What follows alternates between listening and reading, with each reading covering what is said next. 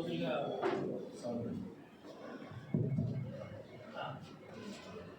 ఓకేనా? కొద్ది రోజులుగా పనిచేస్తున్నాం ఈ ప్రాజెక్ట్ మీద. ఈ ప్రాజెక్ట్ సార్ ఎక్కువ మన అవసరం ఏముంటుంది, ఆ వెడల్పు ఎంత అయితే మనకు కన్వీనియంట్ ఉంటుంది, రాబోయే 10 సంవత్సరాలు 30 సంవత్సరాల పాటు ఫ్రీగా ఉంటుందో repeated attempts coverage meetings overall we should all the respectable persons in the society and the responsible persons in the society they should become the stakeholders. इसका मतलब उतना ही कोई दूसरा रंग का नहीं है, इसलिए क्लैरिटी दे रहा है। इसलिए बिठा है आप भी बहुत शुक्रिया, आप लोगों का भी दर्शक लेके आए, आगे भी आप लोग दर्शक लेके आना पड़ता है। गाँव का मामला है, किसी मजहब का मामला तो definitely please this is for good cause. Important बात है ఇప్పుడు ఇది వీళ్ళు ఇన్ ప్రిన్సిపల్ చెప్పిన తర్వాత కూడా మీకు అందరికీ మనసులో ఒకటి ఉంటుంది, వాళ్ళకు కూడా తెలియదు ఏంటంటే ఎస్టీపీలు ఆల్రెడీ రూపకల్పన చేస్తున్నాం. మా మున్సిపాలిటీ నుంచి ఆల్రెడీ పైప్ లైన్ ఉంది, తొందరలోనే ఎస్టీపీలు చేస్తాను, మీ అందరికి కూడా అవగాహన కల్పిస్తాను. అండర్ గ్రౌండ్ డ్రైనేజ్ సిస్టమ్కి అమృత్ 3 స్కీమ్ కింద 250 కోట్లది ఈపీఆర్ చేసి మొన్నే వాళ్ళు కన్సల్ట్ చేసిన డబ్బులు లేవంటే కమిషనర్ గారికి చెప్పినారు డబ్బులు ఇచ్చేసి ఎట్టి పంపించమని చెప్పి అది కూడా ప్రెజెంట్ చేసినాం. ఇది తొందరలో అయిపోతుంది. ఎస్టీపీలు అవుతున్నాయి, అండర్ గ్రౌండ్ డ్రైనేజ్ సిస్టమ్ అవుతుంది. ఈ రెండే కాకుండా మా వంతుగా నిన్నటి రోజున పూర్తి చేసినప్పుడు కూడా అందరూ మీటింగ్ పెట్టుకుంటున్నాం. ఏదైతే ఎలక్ట్రిఫికేషన్ ఉందో మామూలుగా వినాయక చవితి బ్రహ్మోత్సవాలప్పుడు కరెంట్ అంతరాయం ఉంటుంది, సామాన్య పౌరులకు ఇబ్బంది జరుగుతుందని దాన్ని అధిగమించాలనే ఆలోచనతోనే ఈసారి టవర్స్ ఎరెక్ట్ చేస్తాం. అండర్ గ్రౌండ్ ఈ రోడ్డు విస్తరణ అయ్యేంత వరకు కొద్ది టైం పడుతుంది. ల్యాండ్ అక్విజిషన్ కావచ్చు, మీ కన్సెన్సస్ కావచ్చు, ఊళ్ళో 10 మందిని అడిగేటువంటి విధానం కావచ్చు. అంతేకాకుండా మనది ఒక టిపికల్ బ్లెండింగ్ సమాజం ఉంటుంది. మన ఆచార వ్యవహారాలు ఒకవైపున హిందూ సాంప్రదాయాలు ఉంటాయి, అంతే స్థాయిలో ముస్లిం భోజనం కూడా ఇష్టపడతారు. ముస్లిమ్స్ వాళ్ళ ఆచార సాంప్రదాయాలు కొనసాగిస్తూనే హిందువుల్ని గౌరవించేటువంటి పరిస్థితి కూడా ఉంది. కలిసి బతికేటువంటి జీవన విధానం ఇది నిరంతరం. ఇది ఇప్పటికేదో మనం కొత్తగా ఏదైనా ప్రయత్నం చేసేది కాదు, గతంలో మనం తెచ్చింది కూడా కాదు. మన ఊరు పుట్టినప్పటి నుంచి కూడా ఈ రకమైనటువంటి భిన్నమైనటువంటి సంస్కృతుల్ని కలిసి మనం జీవించేటువంటి పరిస్థితుల్లోనే మనం బతుకుతాం. ఇప్పుడు మనం తిరువీధులు వెడల్పు చేయాలన్నా కూడా ఏ ఒక కులానికో మతానికో సంబంధించినటువంటి పని కాదు, అందరూ కలిస్తేనే అది వాస్తవ రూపం దాల్చుతుంది. దీనికి ఊర్లో ట్రాఫిక్ సమస్య ఎక్కువ ఉందనే ఉద్దేశానికి మొదటిగా తిరువీధులు చేయడానికి అందరి కన్సెన్సస్ అవసరం అని చెప్పేసి ఇనిషియల్లీ మనం ఒక ఇనిషియేటివ్ తీసుకొని ఒక అడుగు ముందుకు వెళ్ళాలా, ఎక్కడ ఒక ప్రయత్నం మొదలు పెట్టాలనే ఆలోచనతోనే మొన్నటి రోజు నేను బైపాస్ రోడ్ అయితే 7వ తారీఖుకి ఓపెన్ పెట్టుకుంటున్నాను. Madanapalle road side other end ఇంకో 2 months పడుతుంది. అది ఓపెన్ అయిపోతే హైట్ అనే వెహికల్స్ ఒక్కటి కూడా ఊర్లోకి రాయకూడదని చెప్పేసి ఒక నిర్ణయం తీసుకున్నాం. అంతేకాకుండా యాత్రికులు ఎవరైతే వస్తూ ఉన్నారో ఊర్లోకి వీళ్ళందరినీ కూడా బెంగళూరు నుంచి వచ్చే వాహనాలు కావచ్చు, ఇతరత్ర వాహనాలు కావచ్చు డైవర్ట్ చేసుకొని బైపాస్ నుంచే పంపించేసి కమాండ్లు పెట్టేసేయండి. ఊరికి నలువైపులా ఎక్కడైతే ఊర్లోకి హైట్ అనే వెహికల్ వచ్చి ట్రాఫిక్ ఇబ్బంది కలుగుతుందో దానికి కమాండ్లు పెట్టేసి ఈవెన్ మార్కెట్ వాళ్ళని దృష్టిలో పెట్టుకొని వ్యాపారస్తుల దృష్టిలో పెట్టుకొని వాళ్ళకు కూడా కన్వెన్స్ కోసము స్మాల్ వెహికల్స్ ఏదైనా లగేజ్ వెహికల్స్ పెట్టుకొని లోపలికి వెహికల్ తెచ్చుకుంటే అలైటింగ్ పాయింట్ కూడా చూపించేసేది దగ్గరలోనే, ఎక్కువ దూరం కాకుండా ఊరి బయట ఆ కమాండ్లకు బయట. ఊర్లోకి ఏదైతే మామూలు తిరువీధులే కాదు, ఇక్బాల్ రోడ్డు చాలా కంజెషన్, ఇతరత్ర రోడ్డు కూడా చాలా కంజెషన్. ఇది ఒక క్రైమ్ పెరగడానికి ఒక కారణంగా కనపడుతుంది నా వరకు. నేను నా అనుభవం రీత్యా చెప్తుంది. మన జీవన విధానంలో కూడా మార్పు రావడం. మార్పు రావాలంటే ఫస్ట్ మనం నివసించేటువంటి ప్రాంతాలు మార్పు ఉండాలని బలంగా నమ్ముతారు. అది మన జీవన విధానం మీద కావచ్చు, మన ఆలోచన విధానం కావచ్చు, మన జీవన శైలిలో కావచ్చు బలమైనటువంటి ప్రభావం చూపిస్తుందని బలంగా నమ్ముతారు. అందులో భాగంగానే మొన్న రోజున కాలేజ్ దగ్గర కూడా ఆ వెజిటబుల్ మార్కెట్ని ఇమ్మీడియట్గా షిఫ్ట్ చేయకుండాను వెహికల్ ఏదైతే పార్కింగ్ పెట్టారో వాళ్ళని కూడా ఆర్టీసీ బస్ స్టాండ్లో ల్యాండ్ తీసుకొని అక్కడ షిఫ్ట్ చేసి వాళ్ళని అక్కడే అవైలబిలిటీ ఉండేటట్టు ఏర్పాటు చేయకుండా డిఎం గారిని కూడా పిలవడం జరిగింది. మీ అందరి నాలెడ్జ్ కోసం చెప్తున్నాయి, మళ్ళీ రిపీట్ చేస్తున్నాం. అంటే these are the small things which we can do. మనం చేయగలుగుతాయి వితౌట్ స్పెండింగ్ మనీ. డబ్బు ఖర్చు పెట్టకుండా చేయగలిగినటువంటి పనులు మనకు ఆల్రెడీ మళ్ళీ టెంపుల్ నుంచి కూడా ఇందాక ఎలక్ట్రిక్ వెహికల్ గురించి ఆయన చెప్పినారు. ఇది మేము ఆల్రెడీ ప్లాన్ చేసాం. 2 బస్సుల్ని టెంపుల్ నుంచి మీరు పర్చేజ్ చేసుకోవడానికి పర్మిషన్ ఇవ్వండి, లేదంటే సిఎస్ఆర్లో నేను వాళ్ళు ఎవరితో మాట్లాడైనా చేయించిస్తాను. మనము బయట ఊరికే వచ్చిన యాత్రికుల వెహికల్స్ అన్ని కూడా ఊరి బయట ఆపేసి పార్కింగ్ ఒక మంచి స్థలం చూపించండి, municipality will take care of it. మీరు టెంపుల్ మీరు చేయాల్సిందల్లా ఏమంటే ఒక టోల్ ఒకటి ఏర్పాటు చేయండి ఆ రోడ్లో. సో దట్ ఏమవుతుందంటే ఊర్లో ఉన్నటువంటి కార్లకు మాత్రము ప్రవేశం ఉంది. వాళ్ళకు ఫాస్టాగ్ రూపంలో ఒక ట్యాగ్ ఇస్తుంది. It's free of cost. Temple has to raise the funds for that to maintain the toll gate. మనుషుల మీద పెట్టద్దు. దానికి హౌస్ మ్యాపింగ్ చేయండి. ఎవరెవరు వాహనదారులు ఉన్నారు, యజమానులు ఉన్నారు, వాళ్ళకు ఉన్నటువంటి వెహికల్ ఏది, దాని నెంబర్ ఏందనేది కలెక్ట్ చేసుకోమని చెప్పారు. మీకు ఇంకా విజిలెంట్ పోలీసింగ్ ఉండాలనే ఆలోచనతోనే ఇప్పుడు సీసీ కెమెరాలు పెట్టడం జరిగింది. కమాండ్ కంట్రోల్ రూమ్ కూడా ఆల్రెడీ జరిగిపోయింది, పని అయిపోయింది. దాన్ని ఇనాగ్రేట్ చేసేకి మొదలు పెడతానే పవన్ కదిలో ఏదో సమస్యలు ఉన్నట్టుంది. పోలీసు వాళ్ళకి సమస్యలు వస్తాయి, మంచి పనులు చేస్తాను. ఇమీడియట్గా మీద వస్తుంది. ఈరోజు జరగాల్సింది మళ్ళీ 2 రోజులు పోస్ట్పోన్ అయింది, కానీ జరిగిపోయింది, పని అయితే అయిపోయింది. అది మీ అందరు నాలెడ్జ్ చెప్తున్నా. ఈ కమాండ్ కంట్రోల్ సిస్టమ్ ఉంటే ఏమవుతుందంటే ప్రతి మనిషి మూమెంట్ కూడా ట్యాగ్ అయ్యేది. ఊర్లోకి వచ్చేవాడు ఎవడు, పోయేవాడు ఎవడు అని చెప్పేసి వెహికల్ మూమెంట్స్ కూడా ఒక యాప్ ఉంటుంది. ఒక వెహికల్ ఎన్నిసార్లు పలానా టైంలో పాస్ అయిందనే డేటా కూడా వాళ్ళ దగ్గర ఉంటుంది. దీంట్లో కొద్దివరకు నేరాలు అరికట్టడంలో మనము సఫలీకృతమవుతామని చెప్పేసి ఆలోచనతోనే ఆ కార్యక్రమం రూపుదిద్దుకుంది. పూర్తి స్థాయిలో రూపం కూడా దాల్చింది.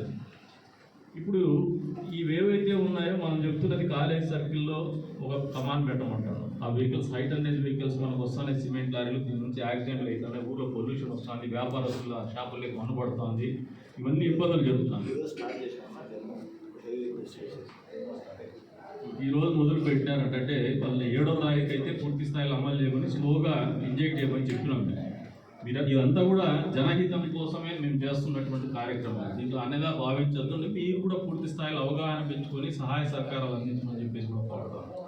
అంతేకాకుండా ఇప్పుడు విస్తరణ ఇవన్నీ కూడా స్మాల్ ఫస్ట్ స్టెప్. ఇది దీంట్లో ఎక్కడ కూడా డిస్ట్రక్టివ్గా ఆలోచన కానీ లేదంటే వెస్టెడ్ ఇంట్రెస్ట్ పెట్టుకొని మాకేదో వ్యక్తిగతమైనటువంటి లాభాపేక్ష పెట్టుకొని చేసేటువంటి కార్యక్రమం కాదు.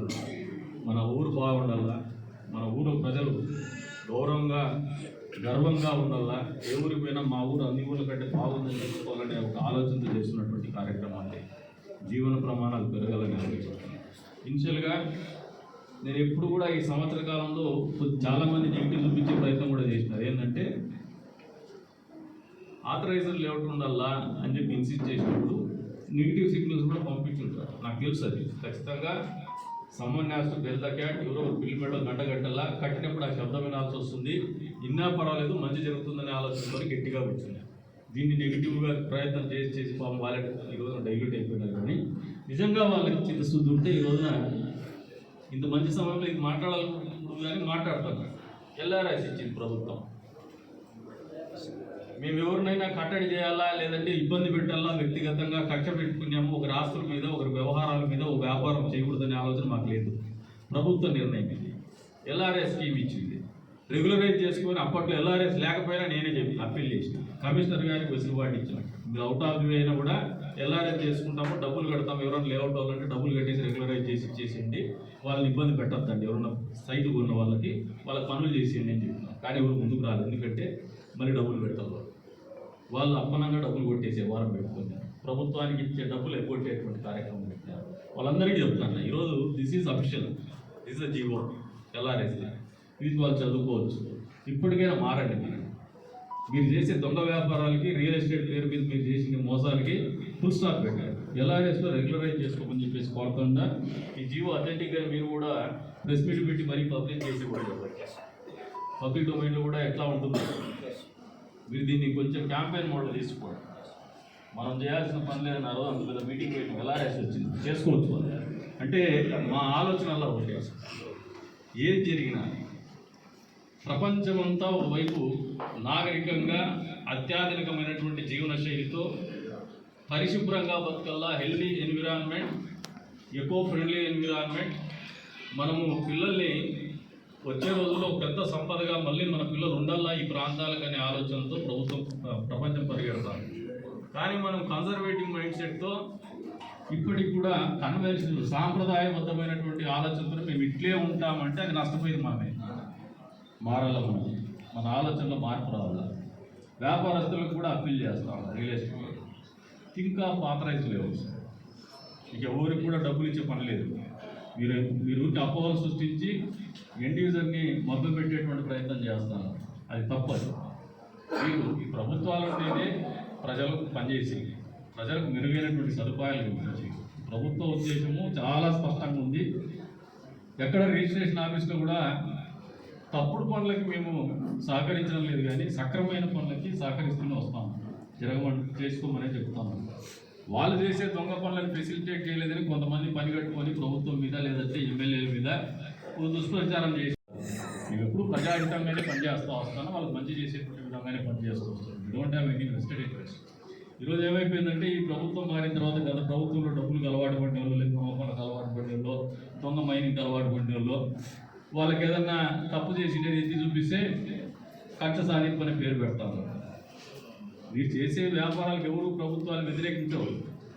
కాన్స్టిట్యూషన్ ఏదైతే మీకు రైట్ ప్రొవైడ్ చేసిందో వ్యాపారం చేసుకునేటువంటి హక్కు ఏదైతే ఉందో, మీరు వ్యాపారం సక్రమంగా చేసినంతసేపు ఏ ఇబ్బందులు ఉండవు.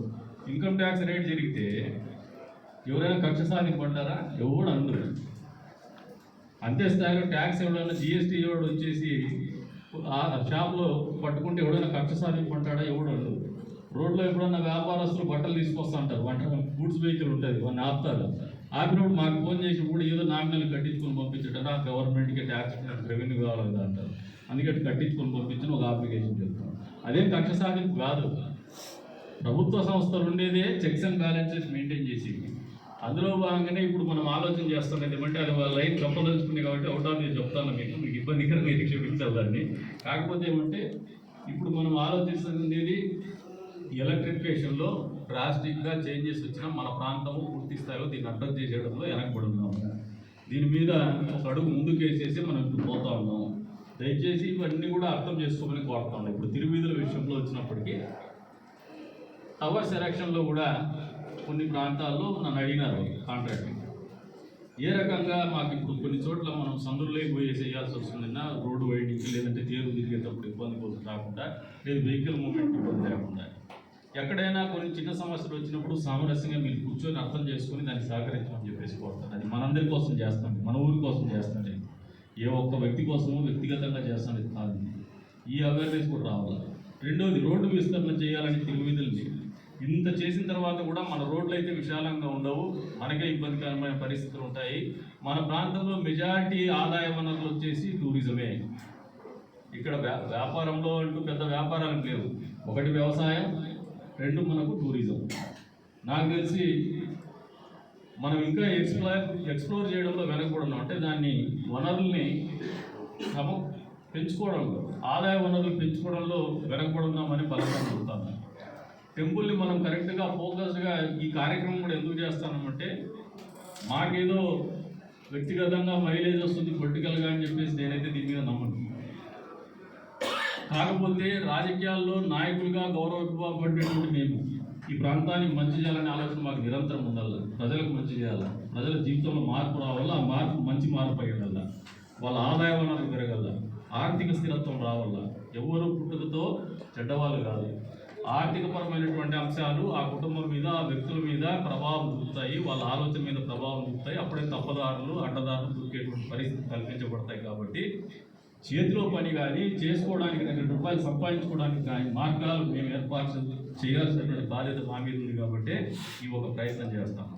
ఇందులో ఎక్కడ కూడా వేరే ఆలోచన కానీ, మతపరమైనటువంటి కులపరమైనటువంటి ఆలోచన కూడా లేవు. ఈ ప్రాంతానికి ప్రాశస్తం రావాలా, ఆదాయ వనరులు చేకూర్చుకోవాలా.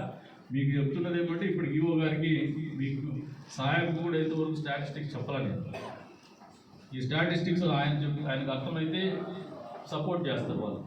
ఇంకా మౌలానా గారు కూడా వచ్చుంటే బాగుండేది. టెంపుల్ని ఫస్ట్ బ్రహ్మోత్సవాలు మొదలుపెట్టినప్పుడు కొంతమంది మా మీద లేబుల్ చేసినారు. అంటే ఏదో దాన్ని మీదేసుకుని చేస్తానని ఈయన అభినవ బాల్ ఠాక్రేనో ఏదేదో చెప్పినారు. అప్పుడు ఆయన పట్టించుకోలేదు. ఎందుకు పట్టించుకోలేదంటే ఆయన ఉన్నదా క్రక్స్. దాంట్లో సమస్య ఏమంటే, టెంపుల్ రెవెన్యూ వచ్చేసి 80 లక్షలు ఉంది. మేము బ్రహ్మోత్సవాలు సొంతంగా మొదలుపెట్టి ఒక ఏరియాలో ఖర్చు పెట్టి చేసిన తర్వాత దాన్ని 3 సంవత్సరాల కాలంలో 12 కోట్లకి తెచ్చాం. Can you believe it? 80 లక్షలు ఎక్కడ, 12 కోట్లు ఎక్కడ? ఇంకా దాంట్లో మేము చేయగలిగింది ఒక వ్యక్తిగా చేయగలిగినా కానీ ఒక వ్యవస్థగా చేయగలిగితే అద్భుతాలు చేయొచ్చు. అంత డబ్బు వచ్చేటువంటి పరిస్థితి, అంత పొటెన్షియల్ ఏరియా ఇది. దాన్ని ఎక్స్ప్లోర్ చేయడంలో ఫెయిల్ అవుతుంది. తదుపరి ఇప్పుడు దాదాపు నాకు తెలిసి 14 కోట్లు దాటింది మన రెవెన్యూ. మొన్నటి రోజున ఒక ఎఫర్ట్ పెడితే, ఇందాక బీబీసీలో వచ్చిందని ఆయన చెప్తున్నారు, దానికి కూడా ఒక ఎఫర్ట్ పెట్టాం. ధన్యవాదాలు సీనన్న కూడా. దానికి ఫోకస్ అయిన తర్వాత so many millions of views వచ్చినాయి. నాకు ఎంతమంది ఫోన్లు చేశారంటే అంతమంది ఫోన్ చేసి, మీ ఊళ్ళో ఎంత బాగా జరుగుతుందని, ఇంత బాగా జరుగుతుందని. ఒకటే ఒక కాదు, యూత్ రాండి, పిల్లలు రాండి, ఈ సాంప్రదాయం అనేది మనం కొనసాగించాలా. మన ఊరు పండుగ ఇది, మనం చేసుకోవాలంటే. నేను దాదాపు 10 సంవత్సరాల నుంచి యాక్టివ్గా తీరులో పాల్గొంటాను. పిల్లప్పుడు తెలిసి మోగులు టచ్ చేసి వెళ్ళిపోతానేమో. యాక్టివ్గా ఫస్ట్ టైం మనం చూసుకొని వింటేజ్ చేసి, మళ్ళీ మా ప్రభుత్వం కూడా ఇంటెలిజెన్స్ వాళ్ళతో ఒక ఎంక్వైరీ చేయించింది. ఎందుకు ఇంత పెద్ద ఎత్తున ఆల్ ఆఫీసడా, మామూలుగా 2 to 3 lakhs క్రౌడ్ వచ్చేవాళ్ళు ఆల్ ఆఫీసడా ఇంత జంప్ ఎట్లు వచ్చింది. దానికి ఉదాహరణ స్టాటిస్టిక్స్ ప్రకారం పోయినా కూడా హుండీ కలెక్షను కదిరి నరసింహస్వామి చరిత్రలో ఎప్పుడు లేనటువంటి విధంగా 80 లక్షలు దాటింది. ఇవన్నీ వాస్తవాలే కదా. వీఆర్ గోయింగ్ బై ఫిగర్స్, వాస్తవ రూపంలో చెప్తానంటే అంత ప్రజలు వచ్చినారనేది, అంత జనాభా వచ్చిందనేది వాస్తవం. దీన్ని మనము ఇందాక వీళ్ళు చెప్తున్న దాంట్లో ఇంకా మీకు కొంచెం విశదీకరించి చెప్పడంలో విఫలమైనారని నేను అనుకుంటున్నాను. We have to go with the infrastructure. ఇక్కడ వచ్చినటువంటి వాళ్ళు చాలామంది సెలబ్రిటీస్ వస్తున్నారు. సుప్రీంకోర్టు జడ్జెస్ వస్తున్నారు, హైకోర్టు జడ్జెస్ వస్తున్నారు, సెంట్రల్ మినిస్టర్స్ వస్తున్నారు, పక్క రాష్ట్రాల మంత్రులు వస్తున్నారు. వీళ్ళందరినీ మన మీద క్యాజువల్గా వస్తున్నారు. ఎప్పుడెప్పుడు వెళ్ళిపోదామా? ఎప్పుడైనా కూడా the basic philosophy of tourism is entire family wants to spend the time and money. సమయంతో పాటు డబ్బు కూడా ఖర్చు పెడదామని వస్తారు. దాన్ని ఎంకరేజ్ చేసుకుంటేనే టూరిజంలో ఉన్నంత ఆదాయం వేరే ఏ దాంట్లో కూడా లేదు మార్గం. మనం దాన్ని వాళ్ళని we are unable to hold them back. మనం ఇక్కడ ఆపలేకపోతాం.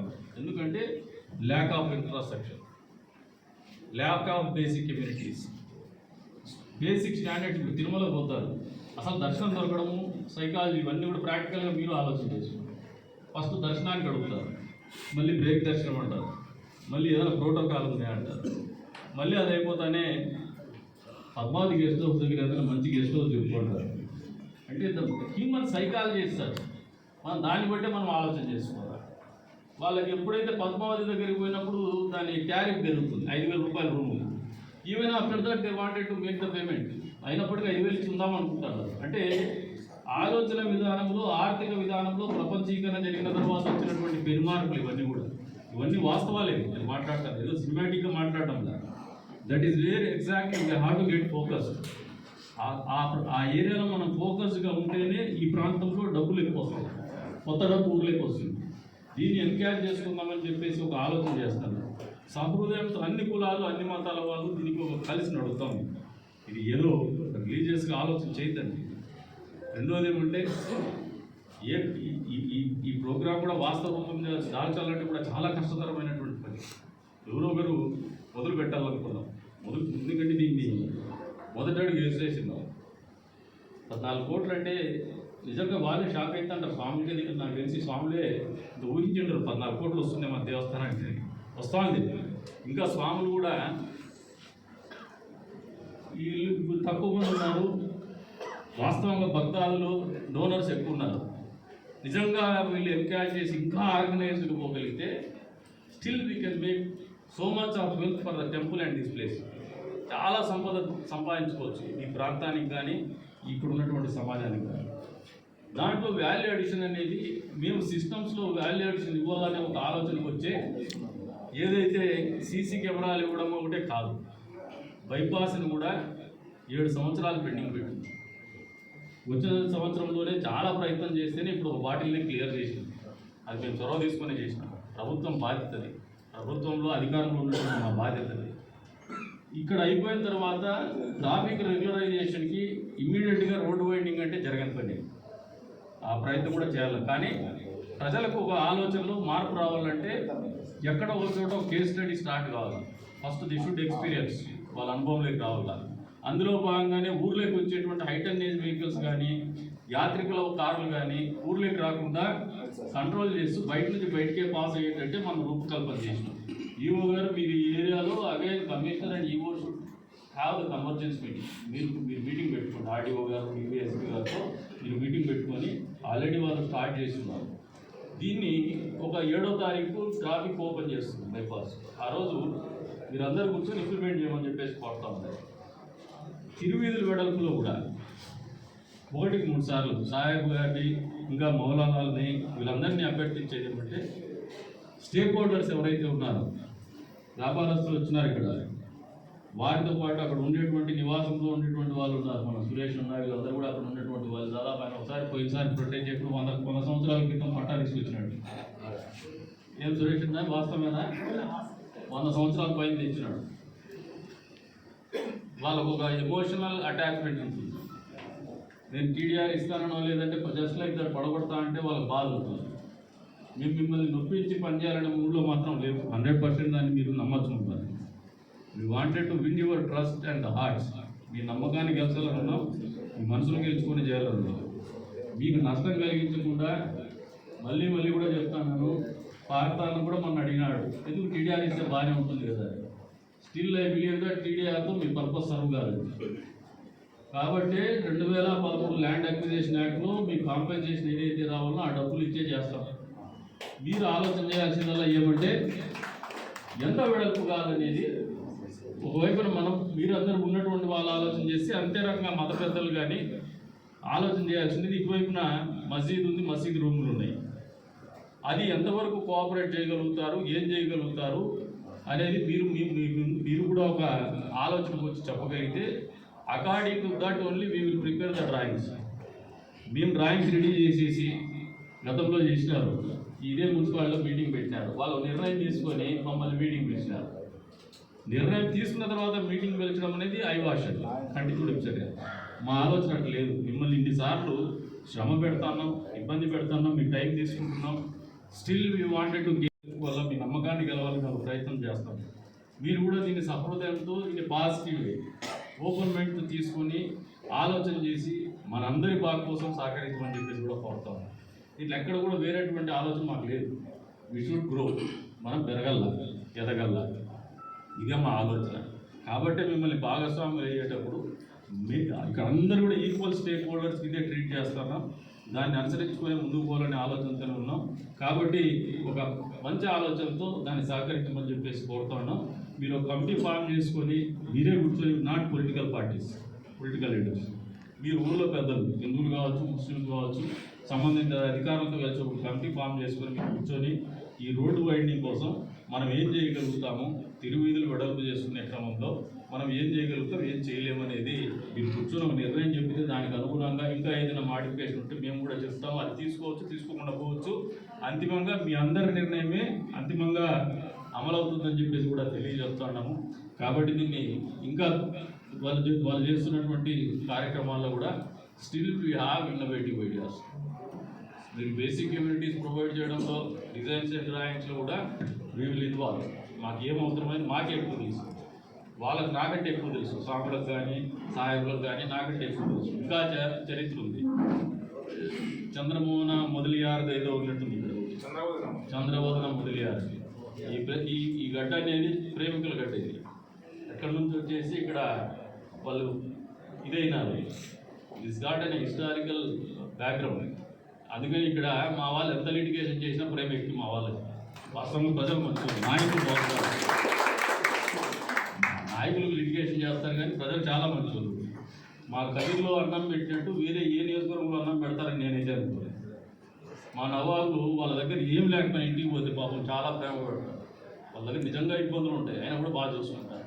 వేరే వ్యవహారాల్లో రాజకీయ నాయకులు చేసే లిటిగేషన్లో మేము యుద్ధం చేసుకుంటుంటాం. కానీ ఈ ప్లేస్లో ఎవరు కూడా కక్షలు పెంచుకోరు. బేసిక్గా కక్షపూరితమైనటువంటి ఆలోచన మర్చిపోతారు. క్షమాగుణం ఎక్కువ.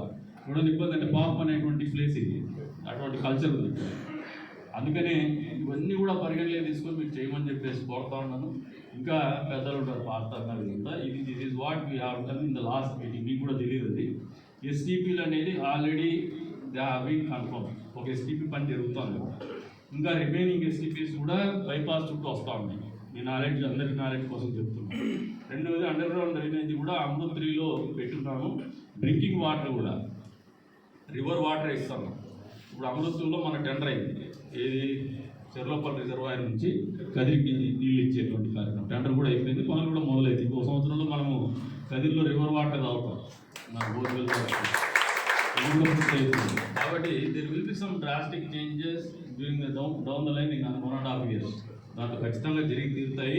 ఎందుకంటే నరసింహస్వామి కృప ఉంది. ఈ ప్రాంతంలో అందరూ కలిసిమెలిసి జీవించాలనే దేవుడు ఆపేక్ష ఏదైతే ఉందో అన్ని రకాలుగా నెరవేరబోతుంది. మీరు కూడా ప్రజల భాగస్వామ్యం అనేది నిరంతరం ఉండాలి. ప్రభుత్వాలు మా ఆలోచనని బలవంతంగా రుద్దుతామంటే ఎప్పుడు కూడా అది ఒక సంకల్ప బలంతో అంతిమ ఫలాలు ఇవ్వదు. ప్రజల మనసు గెలిచి వాళ్ళ నమ్మకాన్ని గెలిచి వాళ్ళని భాగస్వామ్యులు చేస్తేనే ఆ రూపకల్పన అనేది మరింత వేగవంతంగా నడుస్తుందని ఒక ఆలోచన మేరకు అందరినీ కూడా స్టేక్ హోల్డర్స్ చేస్తాం. దీంట్లో ఎవరినో ప్యాంపర్ చేయాలని కాదు. ప్యాంపర్ ఎందుకు చేయాలనుకుంటున్నామంటే ప్యాంపర్ చేయాలనే ఉద్దేశంతో కాదు, కానీ మీ అందరి భాగస్వామ్యం కావాలనే మిమ్మల్ని ప్యాంపర్ చేయాలా, రెస్పెక్టబుల్గా మిమ్మల్ని పిలిచి మీకు ఒపీనియన్ తీసుకోవాలా, కన్సెన్సెస్ కావాలా, మీరు మాట్లాడి ఒక వేదిక ఉండాలా. లేకపోతే ఎవరు నడలేదో లేదా అనుకున్నారు చేసేసినారు అంటే దానికి ఓనర్ నేనయ్యేకో రాజకీయం లబ్ధి పొందేకో ఆలోచనతో చేస్తున్నది అయితే ఆ రకంగానే జరుగుతాయి. కానీ మాకు ఆ ఉద్దేశాలు లేవనేది మరొకసారి క్లియర్ కట్గా చెప్తున్నాను. కాబట్టి మీ ఆలోచనల మేరకు మీ అందరి భాగస్వామ్యం మేరకే ఈ కార్యక్రమాలు రూపుదిద్దుకోవాలా. జరగబోయేటువంటి వచ్చే రోజుల్లో 7వ తారీఖున జరగబోయేటువంటి ట్రాఫిక్ రిస్ట్రిక్షన్స్లో కూడా ట్రై టు అండర్స్టాండ్ మన ఆలోచన అంతా నేరాలు అరికట్టాలా, ఊర్లో రద్దీ అరికట్టాలా, అపరిశుభ్రమైనటువంటి వాతావరణం నుంచి ఊరిని కాపాడుకోవాలని ఒక ఆలోచనతో చేస్తున్నటువంటి కార్యక్రమం ఇది. అంతేకాకుండా ఈ మధ్యకాలంలోనే చెడ్డీగా 2-3 దొంగతనాలు జరిగినాయి. ఇవన్నీ ఎందుకు జరుగుతున్నాయంటే మనము ఆర్గనైజ్ సెక్టర్లో బతకడం లేదు, అనార్గనైజ్ సెక్టర్ లేకపోతున్నాం. ఎక్కడ మనకు మానిటరింగ్ అనేది ప్రాపర్గా లేదు. ఈ మానిటరింగ్ ప్రాపర్గా ఎప్పుడు వస్తుందని ఇందాక చెప్పాను. Command and control system implement అయ్యి ఆల్రెడీ పని అయిపోయింది, అది ఇంప్లిమెంట్ కూడా చేస్తున్నారు వాళ్ళు. ఇవి వచ్చే రోజుల్లో కొద్ది వరకు పోలీసులు కూడా టెక్నాలజీ అడాప్షన్ ఉంటే policing will be much easier. కాబట్టి దాన్ని తీసుకొస్తారు. అంతేకాకుండా పోలీసులకు వెహికల్స్ కూడా చెప్పినా నేను, అది కూడా ఒక 7 వెహికల్ ఇస్తాను తొందరలో. అవన్నీ కూడా CSR ద్వారా ఇస్తాను. మీరు ప్రభుత్వం దగ్గర డబ్బులు లేకపోయినా మా వంతుగా కొన్ని చోట్ల ఇనిషియేటివ్ తీసుకొని చేస్తాను. ఇవన్నీ కూడా ఎందుకు చేస్తానంటే జీవన ప్రమాణాలు పెరగల్లా, పౌరులు ఒక సెక్యూర్డ్ లైఫ్, పీస్ఫుల్ లైఫ్, పరిశుభ్రమైనటువంటి వాతావరణంలో జీవితం గడపాలనే ఆలోచనతో చేస్తున్నటువంటి కార్యక్రమాలే. కాబట్టి మీరు మిగతా వాళ్ళు ఎవరైనా మాట్లాడదలుచుకుంటే this is the outcome of the last meeting. మీరు ఏదైనా చెప్పదలుచుకుంటే కూడా సాహెబ్ గారు కానీ స్వామి గారు కానీ మీరందరూ కూడా మాట్లాడేటటువంటి ఒక 2 నిమిషాలు మాట్లాడండి. ఇంకా ఎవరైనా స్టేక్ హోల్డర్స్ మాట్లాడేది